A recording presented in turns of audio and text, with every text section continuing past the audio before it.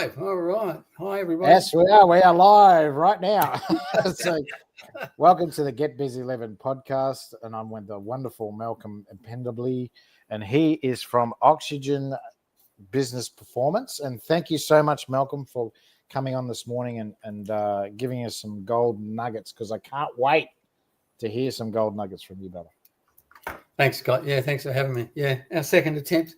Yeah, my fault. We're sorry to everyone for last week that we had a few technical issues. Yeah, but we're up and running this week. We're off to the races, so that's cool. Yeah, jumped out. Yeah. Great background, mate. It looks like country living under the gun. Looks like a Spanish influence there too. I would have said American, but it doesn't matter. American, yeah, true, American. Yeah, very much the lodge fashion over there. Yeah, they stole it from the Mexicans. I was going to say, I'm only kidding. They charge 25% if they did that. Tariff. They have to get it past the wall as well. I was going to say. So we'll start off with the first question, Malcolm. So tell us, what gets you out of bed every morning, Malcolm? Okay, yeah. Well, I got a couple of things on the go, as you imagine, as a kind of a business coach. But basically, initially, I get out of bed at 4 o'clock every morning. We go for a walk. My wife and myself, we do our walk and come sort of jog. That's the initial thing that gets me out of bed, just to try and keep me fit. After that, I'm planning 2025 at this point in time, and along with that, we're also working with some collaboration. I'm working with some a Kiwi gentleman over there from the Now Group, right? To establish some workshops and potentially some boot camps. Might get an invite there. I haven't been to New Zealand for a while. Come over and talk to some SEOs to see what we can do, get some people off the ground over there, and give them some across the pond sort of advice. The other thing I'm working on is my 9 pillars. I've got 9 pillars that I've developed for my business performance and the way I work things together. So we can get in a bit later on, I guess. Yeah, that's right. And doing a soft relaunch of the business. So it's been going 12 months, and it sort of has its ups and its downs. We have our clients. We don't have our clients like everybody else. So just doing a soft relaunch. I'm redirecting the company, if you like, to be a bit more international, is what I'm trying to focus on. And that's the idea of getting involved with the Now Group over in New Zealand, so we can do our business coaching there. I guess I fell in love with manufacturing many years ago, but I've been in IT since 1973. So you can see a few grey hairs. Yeah, puts me at 71 or something. 70 is the new 50s, right? It is. So it's quite an exciting time, really. It's too young to retire, so you really sort of got to bite it by the teeth and get into it. So a few things like that. That's what's getting me out of bed at 4 a.m. in the morning. Yeah, you're welcome to join me if you like. Yeah. Where are you? What part of the world are you? Glasshouse. We live under Gungun. Okay. Tibby's behind me. We call him Tibby. Tibby Wickham's behind me. Mount Tibbergargan. Yes. That's the one. Yeah. The one with helicopters flying around to get the German tourists off. Yeah. So you're in Southeast Queensland, basically. That's the one. Yeah. We've been here since Southeast Queensland in Australia. Yeah, we've been here since about 2004, I think it is. We came up. We got shipped up here by a company, an American company, moved me up here. So we've been here ever since. Well, that's what I'm going to get into. The next question is, how did you get into performance coaching? It's kind of been a long journey. It wasn't something I've started out to do. And obviously, as I said, 70s is your new 50s, right? It's been a long journey through IT. As an engineer, started off there with control data back in Canberra, 10 years of exile in Canberra, which then took me up to Sydney with Fujitsu. And I established the education department for Fuji up there for a couple of years. That was actually a great time. I was in and out of Japan for many visits and picked up many systems and brought them back, taught those to engineers, salespeople, softies, and so on, and also clients. We also taught clients on the system. Got a bit tired of that and decided to go to the Middle East. So we took off to Saudi. I did in the Middle East. We did 12 years in the Middle East. Right, started over there with Armdale. Came over there as their services manager. So I was looking after the hardware and the software. Eventually got into sales because the sales guy was crap. Didn't quite understand the system, so did that. Moved down the road to Hitachi and basically did the same thing there. And then after a couple of years, about 8 years, I suppose, there, I moved across to Bahrain and established a company there for a couple of Canadians. And that was with Microsoft in those days, and also trying to think of its name now, competition to Oracle. So I did that for a couple of years there, and then eventually moved across to the UK, and that got me involved with manufacturing. So I really fell in love with that. I started with a company called Domain Software over there, and I had 2 years with them. What we were doing there was bringing people in their business inside the bell curve. So for the manufacturing process, any of the outliers, we're trying to work out what the outliers were doing. So I was involved in a number of projects there. That took me across quite a few industries. There was manufacturing, defense, there was automobiles, Formula One, paints, and so on and so on. Then we got taken over by a company called Brooks Automation out of Boston. So I did some years with them, but that got me into semiconductors, robotics, and fab engineering. So fabs are basically where they put all this stuff together. So that took me around the world, literally, a couple of times, flew literally around the world. But most of my territory was, actually have credit card, will travel. In those days, it was like you've got 13 weeks to do something. So where are you this week? Well, this week I'm in Israel, and next week I'm in somewhere. So I did a lot of that. I was up and down. I saw all of UK, both sides of Ireland, all of Scandinavia, all of Germany, obviously Israel a few times, Canada and the US in that business there. So cutting along, well, I then came back to Australia about the year 2000, I think it was, landed back here. Got picked up by a company called Regulatory Concepts down in Sydney, where we're submitting drug submissions to the TGA. Right, so we did that for 2 years, I think it was. Then I did a year with the Brethren School in high school, teaching kids business, if you like. Then I got picked up by an American company. At the time, it was called Ungerbock. Now it's called Momentous, right? Yep. But we established them for 10 years, so that got me into the events industry. I didn't even know such a thing existed, believe it or not. So that took me around all of Australia, eventually all of New Zealand, both islands. I think there was in one place I haven't travelled in New Zealand by now. Southeast Asia and India. So I opened up the Indian market, the Indonesian market, a lot of Southeast Asia, and obviously Australia and New Zealand in the events industry. So that got me in stadiums, performing arts, all sorts of things. There's 12 different verticals within that industry. I left them after 10 years. I got picked up by an English company that came over to New Zealand and headhunted me out of a conference over there. So I worked with them for 2 years and got them established in the Australian market. And we parted our ways. I got picked up an Australian company then to teach their guys how to sell into the US. All right. So I guess maybe you can see where this is sort of going. There's a lot of culture and that is involved with this, and learning, understanding the different industries, and so on, right? What did I do then? Then I left them. I started my own company called Past Lives, which was photography and videography, where I actually interviewed people to get their life out of them before they died or got dementia. So I did that for 2 years, and then COVID killed that one. And then the UK company came back to me and picked me up again to help them develop their marketing team.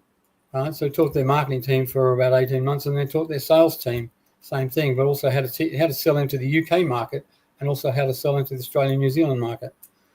And then following that, I remained with them as the director of their Australian operation for about 12 months.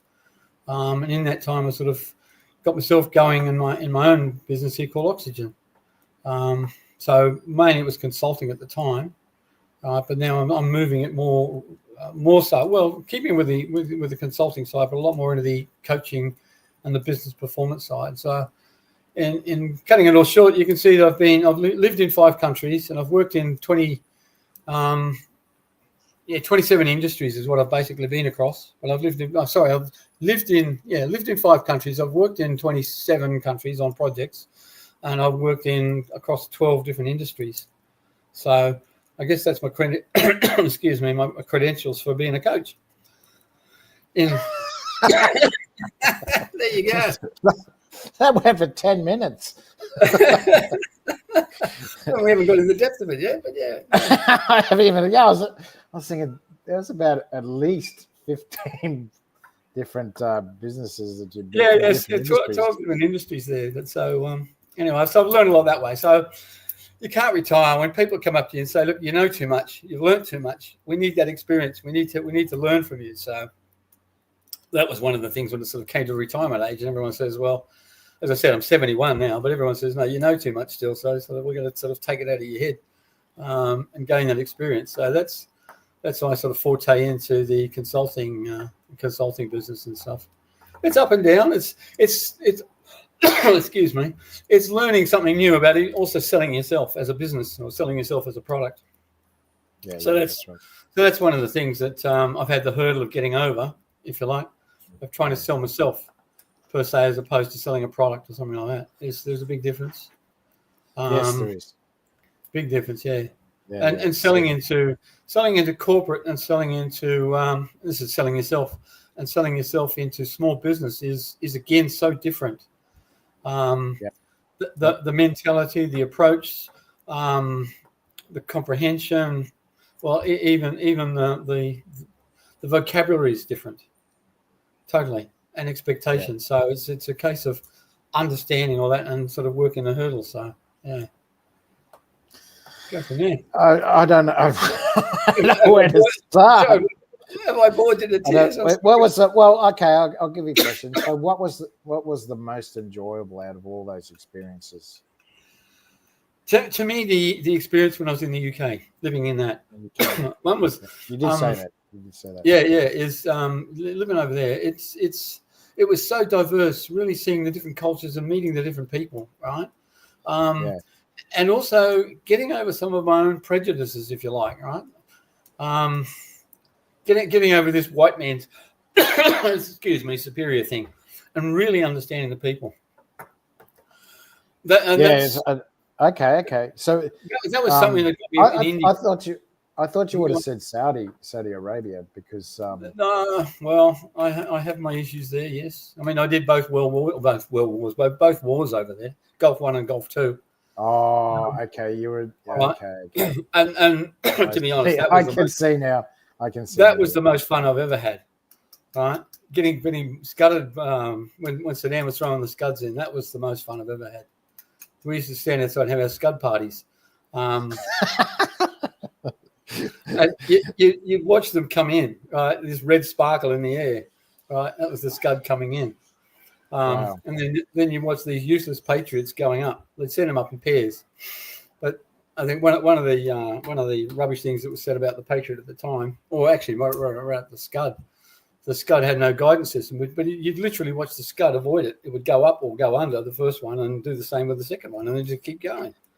So it wasn't one of these just fire and trajectory thing. No, it had guidance in it, and it'd come down and it hit Scud, what we call Scud Alley, which was where all the Saudi ministries were. So that was called Scud Alley, where they were all landing.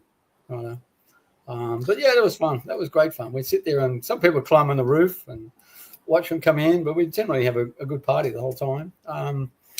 We from Mrs. and myself, I used to send a bus out. Being in a position I could, manage people, I'd send a bus out to the airport and pick up 20 odd people from the American troops, if you like, or Air Force, and they'd come and live in our house for 2 or 3 days, and then we'd rotate that after 2 or 3 days on their furlough, and then pick up another group. So we did that for on the first one. Can't remember, was in the first Gulf War. We did that for the duration, just before it all happened, actually, before they went in. So that was early 90s, yeah. That was like yeah. It was great camaraderie. I mean, these guys have been working together for what, 2 or 3 years, and they didn't even know each other. It wasn't until they sat in our house, in our room, and so on. They really got to understand each other, and they had a lot of fun. They'd come in on the Friday. We'd have a barbecue on the Friday. They'd bring the pork because you obviously couldn't get pork, so they'd bring the pork, right? And we'd provide the alcohol that you're not supposed to have. Yes, I've heard that. I have heard that. It's a bit more lenient. Yeah, it's a bit more lenient now. I've heard that they have like suburbs where the Westerners can stay. Well, when you used to go to Qatar, when you booked into the hotel, you'd say, "Can you give me the ticket to the library?" And that was typically the first floor, and that was the booze up place in Qatar, right? The library. That was right back in the days of prohibition, right? But we used to buy the Bond 1% alcohol. What was it? It's called Swan Lager, or whatever it was. Yeah, Swan Lager, yeah. In a white can.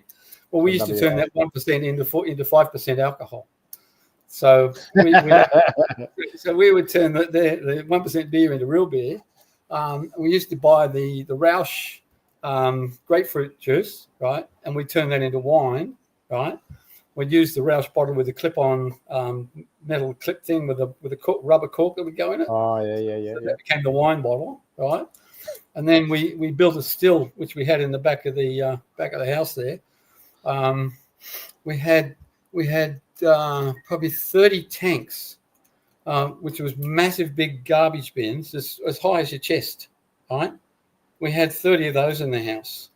We had a pump at one end. We used to pump this stuff around between the various tanks or garbage bins during the week, sort of as it fermented and got to different levels, right? And we throw it through the still, right? We got it to such a high perfection that people who had their own still would buy it from us, right? So that was the hard liquor, right? Siddiqui, it was called over there. Siddiqui's friend, right? So we friend, yeah. So talk about that one.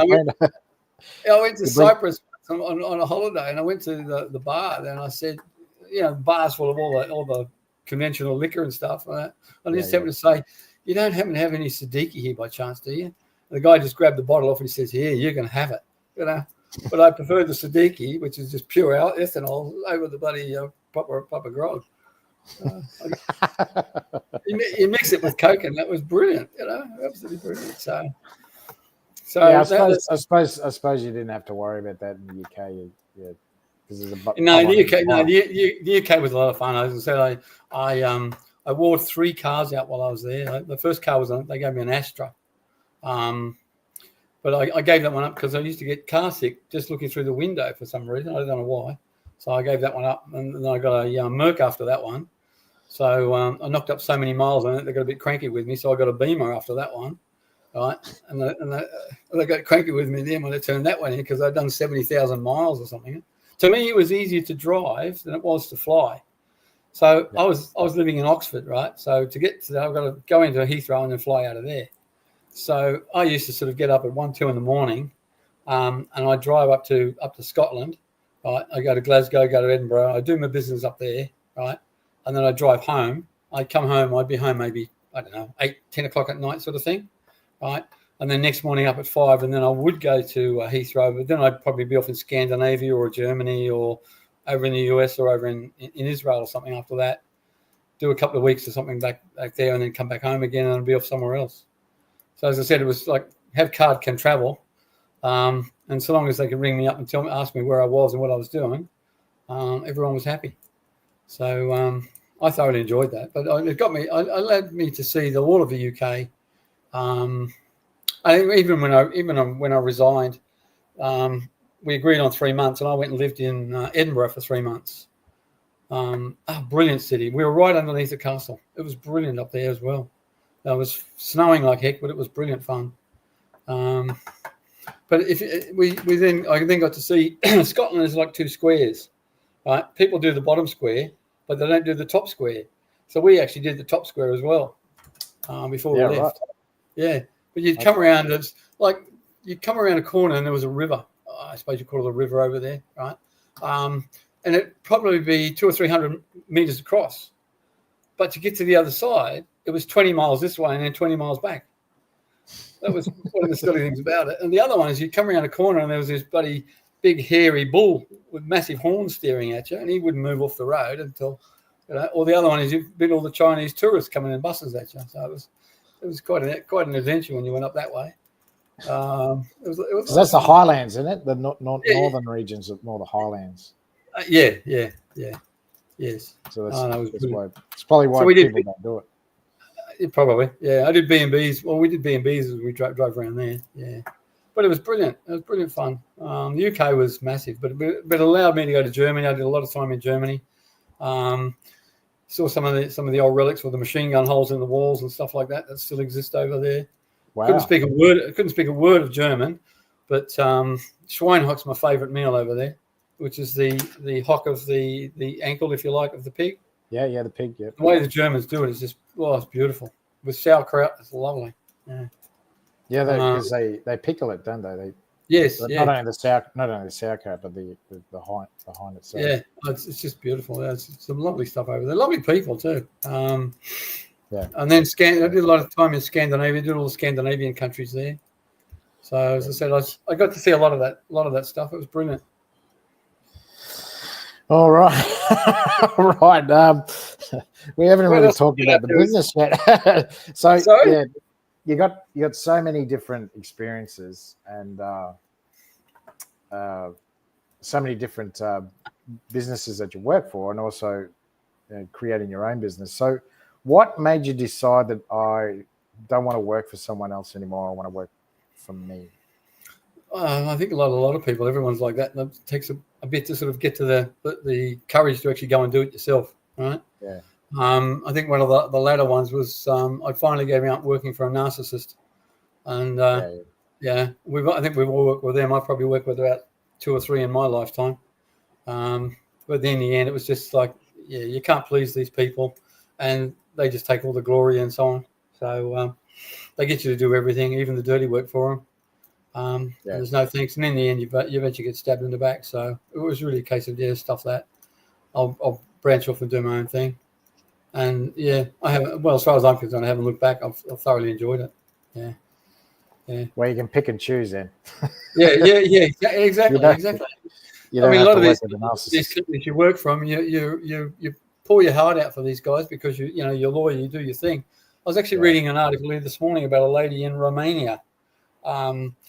She was working for Uber. She was the head of their marketing department, and she'd been there for years. She'd established the whole thing. And in the end, they just called her in and said goodbye.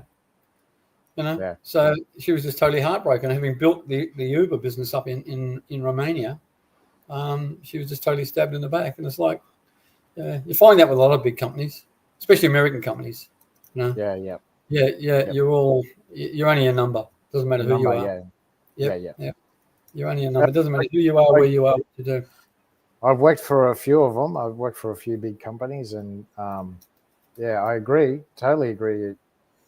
You show initiative and give them new ideas, and well, as I said, with the company in the UK, it was up at all hours of the day, and turn around and say get home at 10 o'clock at night and be up at 5 and out at Heathrow, and I did that on a day in, day out every week, and I'd be gone for 2 or 3 weeks at a time, sort of thing. So there's a lot of effort you put into building their business up. But in the end, it's like, doesn't matter. We can find someone else. Yeah. One of the things I did find here was, which coming back to talking about markets, just talk about markets for a little while. And this is, I guess, part of the culture type thing. Australia is the toughest market in the world to sell into, believe it or not. It really is. Yeah. The Kiwis, the Americans, and a lot of the Europeans have the mentality of, show me, right? Okay, I can see how that works. Okay, what is it? How much does it work? And go from there, right? With Australia, it's all about discount. It's a really tough market to actually sell into here. One of the South African ladies in the BX group there, she's actually finding it hard. She's having a hard time to understand why it's so difficult. And I was trying to explain to her that, well, this is one of the most difficult markets in the world. The Kiwis, if they see the value in it, they'll just jump on it straight away because they can see they can benefit from it, right? There was a gentleman over there in Christchurch. We spent about probably an hour explaining everything, and he said, right, how much? 50 grand? Done, there's your money, right? Now, he would have turned around and turned that into 250, 300 grand, as he said, in no time, right? It's a different mentality. With here, you fight all the way, and you give all these presentations and crap. Over there, if they see the value, bang, bang, bang. A bit like when I was dealing with New Yorkers, it's like, tell me, you know. I don't have time. That's the speed they work at, right? They don't have time. Tell me, don't know that. Yeah, tell me, yeah. So, but the rest of America is a bit more laid back and so on. So, as I said, with that Australian company trying to get them into the US, it was trying to teach them the different cultures that are across America. It's not just one. That's right. It's a pretty big country. Yeah, with lots of different. And if you go across the border into Canada, they don't like you. So what the hell, you know? So it's almost 300 million, I think. 300 million. 360, I think, last time I looked. But yeah, is it 360 now? Yeah. Well, a year or more ago, it's probably more than that now. I don't know. Trump will kill him anyway. So what the hell? Hurrah! He's going to kill that country. Yeah. Unfortunately, he's going to kill us too. Yeah. Well, I was going to say, so I can see what you're trying to say with the UK but then I think to myself, well, there's a lot of UK people because I used to have Airbnb where I was living, and a lot of UK people were coming to Australia. Yeah, because they're trying to get out of the UK because of the change in government and also the change in policy. Yes, and that's what they're saying. The government is more, from their point of view, was that the government was trying to endorse poverty. They were trying to endorse people relying on, the handouts that they were giving. And England to this day still has a caste system, and that was one of the funny things I found when I was over in the UK. Right, working with the Poms over there, I could get to places they couldn't because I was an Australian, and they'd say to me, "How can you get to this guy? How can you talk to him?" And I said, "Well, it's easy. He's just a person." But the Poms couldn't break. It's like the Indians. There's a caste system. It's hard to break. It's hard to break through. But I found as an Australian in the UK, it was easy. I could go and talk to a general in the army really easily, right? There was one guy up in Manchester who looked after the firing range there, out into the Irish Sea. I met him at a defence conference thing they flew me down to, or they brought me down to in Salisbury Plains. I spent a week there teaching people certain things, right? I won't get into it. Probably people on the station channel don't want to know. But I spent a week with all these bloody mad scientists, right? And this general was there, and we got on well. Anyway, he just said, "Oh, come up to Manchester there, come to the front gate. Here's the password. That'll get you in." Right? I won't go into that. Right? I'll leave it there. But but I could talk to a guy like that really, really easy because the Poms couldn't get to these people at all. And other people in senior people in industry, I could get to, but they couldn't get to them. And a lot of it was because I was an Australian, and I refused to take on the caste system. Now there was another incident there. I lived in a little village called Wootton, which is just past Blenheim Palace. Right. I lived in the old schoolhouse. It was built in 1806. The walls, the floor was made of stones, literally stones. So you put your fridge in, you had to put timber under to balance your fridge off and things like that, right? And you go upstairs, and you go upstairs, and it was like really narrow. Right, your shoulders are almost touching as you climbed upstairs there, and the floor was at like a 10 or 15 degree angle as you walked along it, and then it would wobble the other way as you went through the thing, and that was the corridor upstairs. It was really so old. So old. Yeah, but the cultural thing here was not that I really knew at the time. Across the road is this wonderful mansion, walls and all this sort of carry on. Well, a tree fell down, but it fell on the road. Now, I happened to get up early morning and do my walks and that, right? And here's this, and of course, we had a fire in those days in the house, right? Or fireplace, right? Fireplace, yep. Fireplace. So, and trying to get timber was, and you had to go and find it or buy it or something. Anyway, this tree fell across the road. So I found it when I was walking, and I came back and I got my saw and everything, went back out and started chopping this stuff up, right? And next thing I know, this guy was standing beside me. I was like, "Oi, what are you doing?" In his best English, right? I just said, "Well, I'm getting the timber. You can have that piece over there. I've got this piece here." So this guy gave up talking to me and eventually went back to my neighbour and he said, "You better talk to that Australian and tell him that we own the tree because it fell out of our yard." So it was quite funny. So I talked to him because of this hierarchy Earl or whatever he was across the road there, right? Yeah.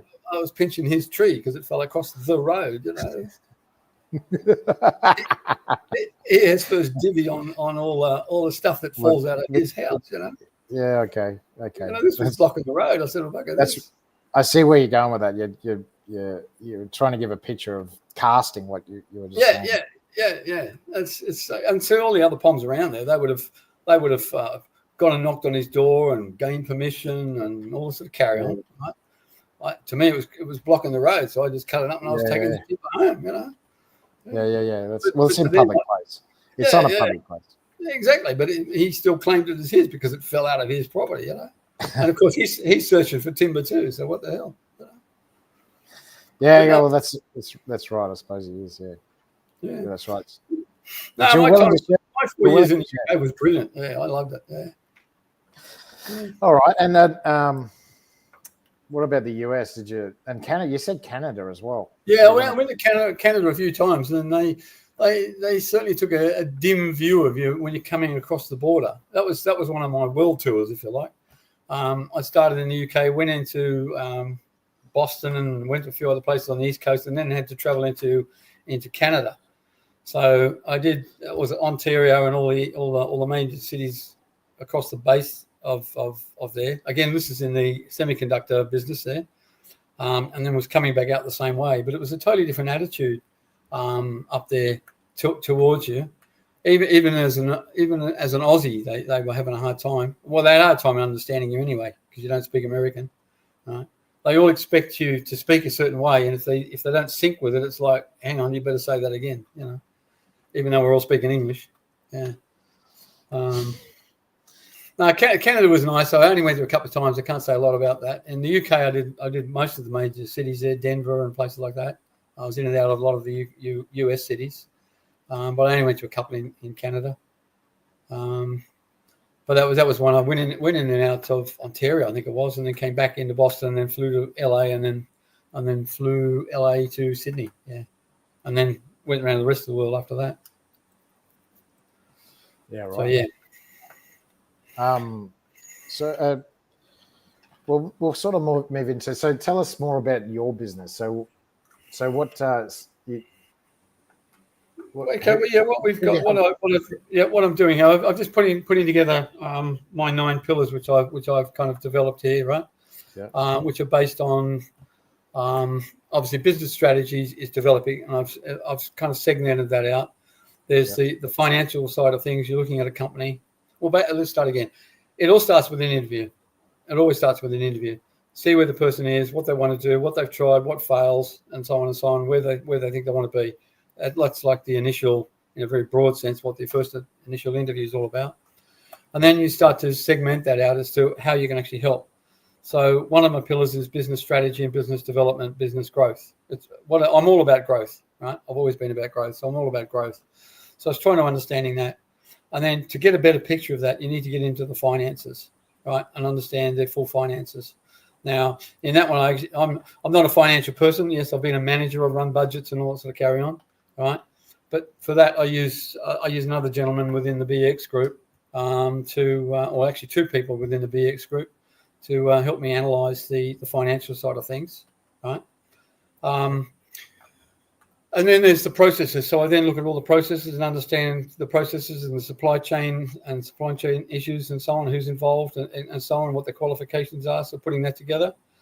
And then after that, it's down into the leadership, looking at the leadership and how to develop proper leadership.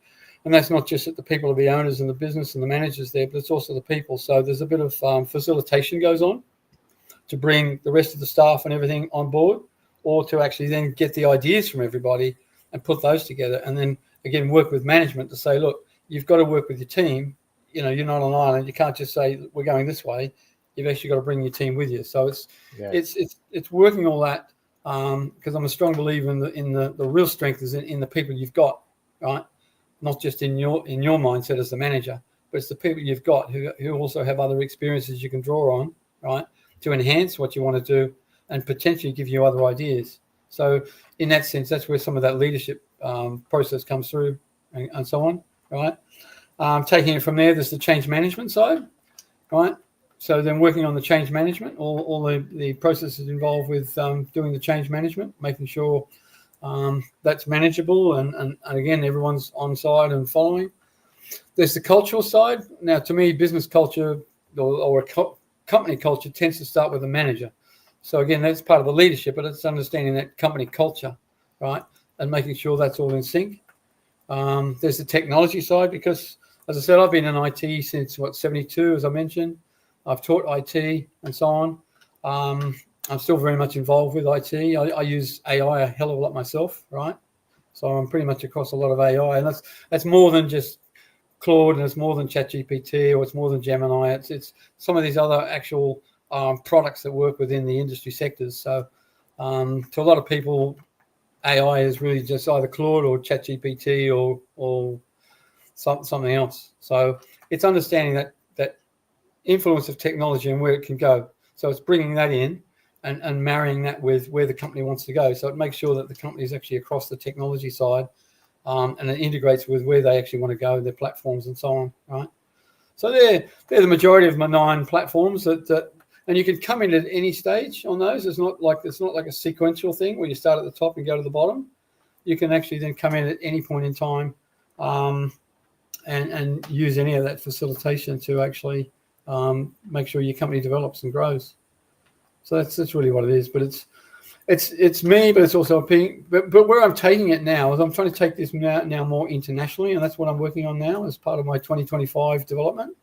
I'm working with a gentleman over there in the New Zealand in the Now Group, in NAW. Go online, whatever, you'll see them there, the Now Group. So we're talking about how we can help the small businesses in New Zealand develop and get a broader perspective on what they can do. And in that sense, I guess we can use my background or experience in taking products overseas, right?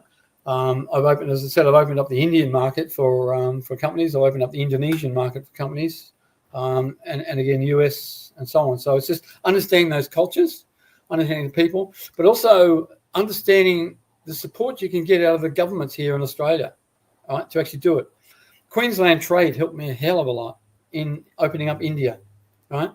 In the 5 years I was in and out of India, developing that place there, Queensland Trade helped me enormously, right? I would get a car, I'd get a driver, and I'd get an interpreter, and that person would also help me to get into some of those businesses to gain access.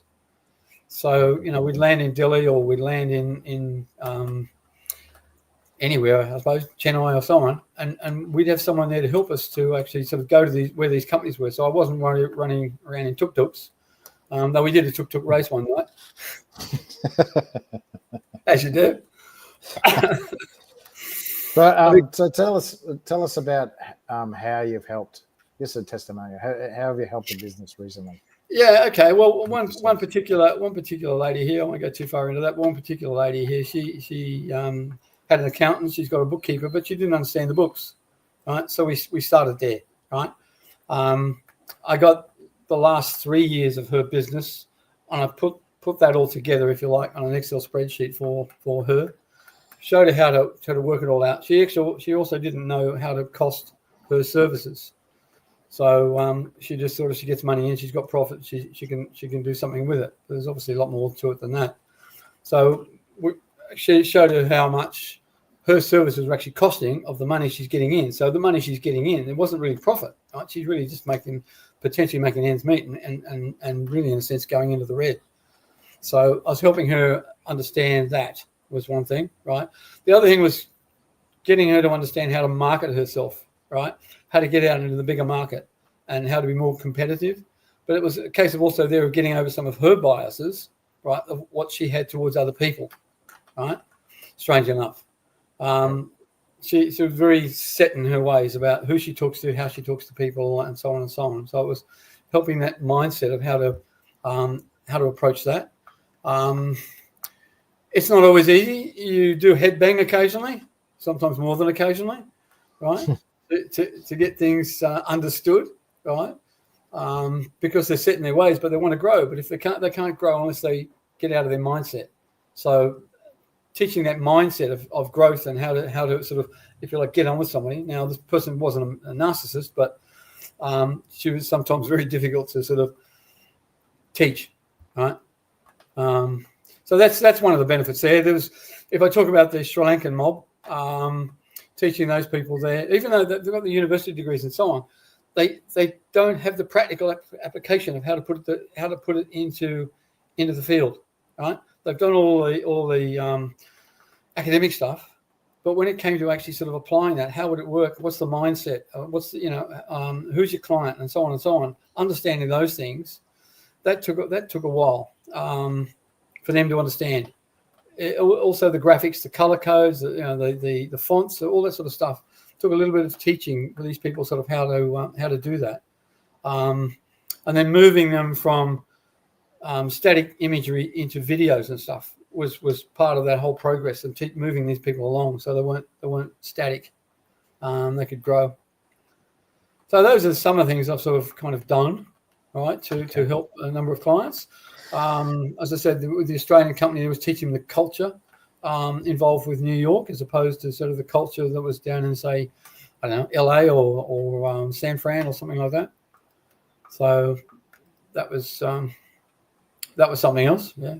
And they flew an Australian over there for that one, so I had to teach this guy sort of how to sort of embed himself, yeah, how to talk like that, yeah. And when you touched on it earlier, I've spoken to a lot of business owners, even for myself. I find it difficult as well to talk about finances. So that's pretty cool that you can get them to open up and talk about. About their business. Yeah. People don't always want to sort of open their books to a stranger, as it were. So quite happy to sign an NDA or anything like that. I'm used to signing NDAs. I'm well and truly across contracts and things and how they work and so on. So yeah, getting someone to open up like that can be difficult. But once they open up and they feel trust, because you've obviously got to build that trust that is all confidential and it's not going to go anywhere else, right? Yeah. Again, that's why I'm not mentioning that other lady's name or anybody else's name. No, that's fine. That's fine. Yeah, it's all confidential. I understand. So, yeah, that's right. So yeah, getting once you get that trust on that, and they believe in you, right, and they believe that you can actually help them because you're actually showing some foresight and things that are happening, or you're using your experience. I've tried this; it doesn't work. You want to try it? Okay, let's try it. Let's try it with this variation or whatever. Then people open the books up or open themselves up to you mainly. Yeah, that's right. Because they can open up to someone else. Yeah. Well, that's the whole point. Is they find it difficult. To Well, this other gentleman I'm working with, I mean, he's more across it than I am. He said there's so many. And there's another lady that I've met too that she's actually teaching with TAFE and that. And you can sense her frustration also. There's so many companies here that would rather go broke, right, than ask for help. There's so many people out there that could actually do with some help, even in the short term. I mean, I tend to work in like 3 months, 6 months type stints, right? Yeah. And even in that short period of time, even less than that actually sometimes.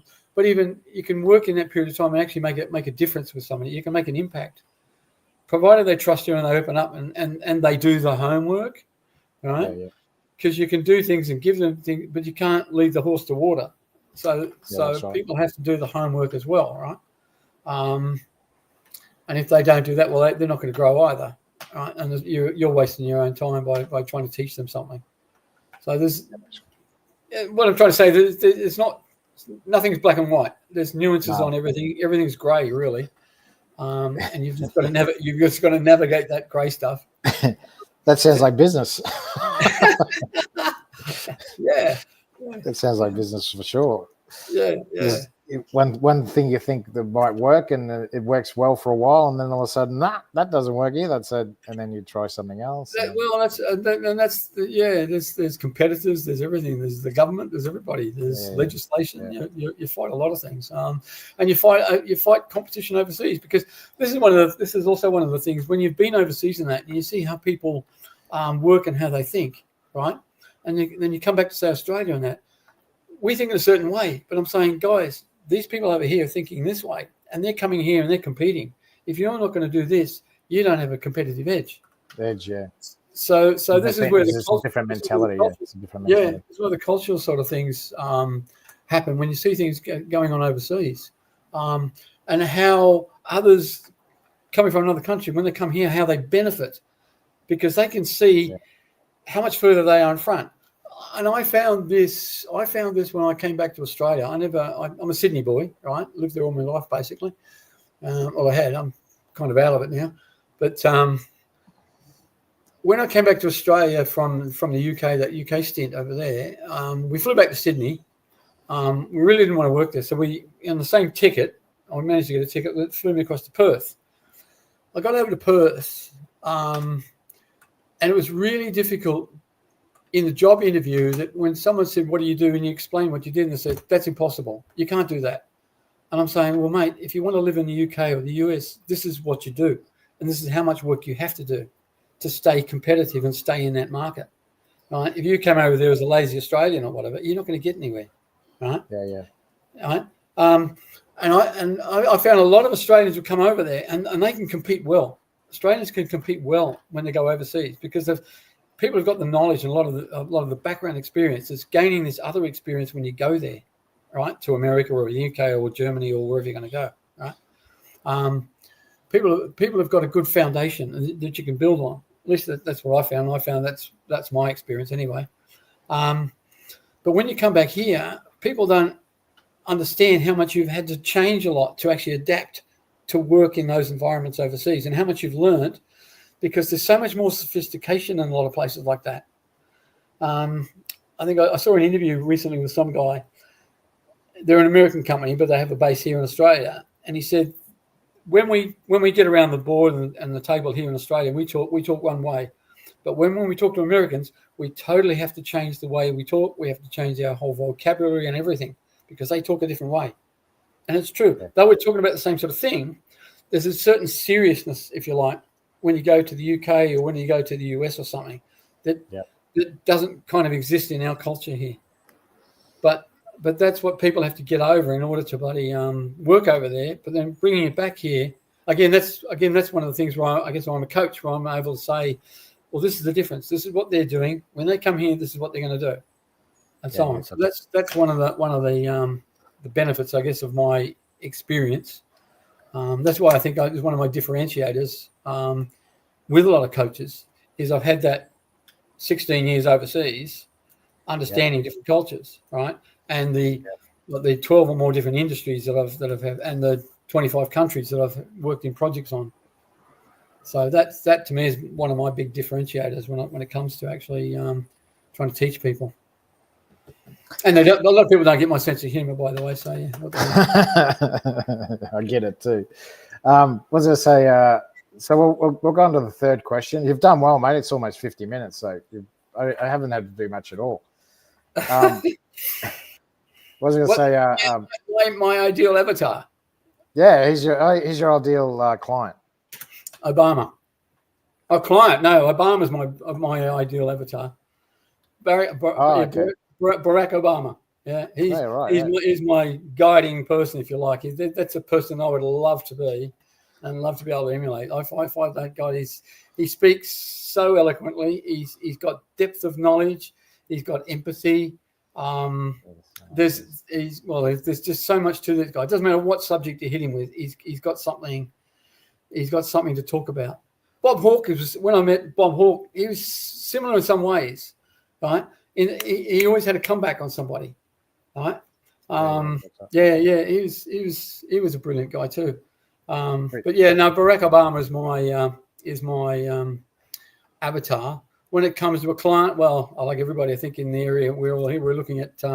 I'm looking at small businesses. Well, anything up to 7 or 10 million. Basically, it still wants to grow, right? Yep.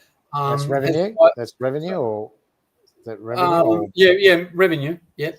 Not, and that's weekly, by the way. No, just kidding. That's the Wolf of Wall Street, is Yeah. He got upset because he wasn't making $1 million a day. That's right. Yeah. And 5 staff or more, so you got something to play with, right? If you're talking 1 or 2 staff, you're only really teaching them business processes and teaching them business, right? But if you start talking with 5 or more staff on that, you've actually got something to push around and move and moving parts. And you've also got people with experience you can draw on and bring together. And again, that's part of that culture and that change of management and change management and so on. So they're kind of my ideal clients that I'm looking for. Any industry, essentially, any.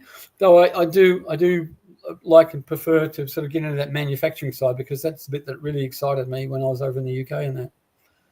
Yeah, gotcha.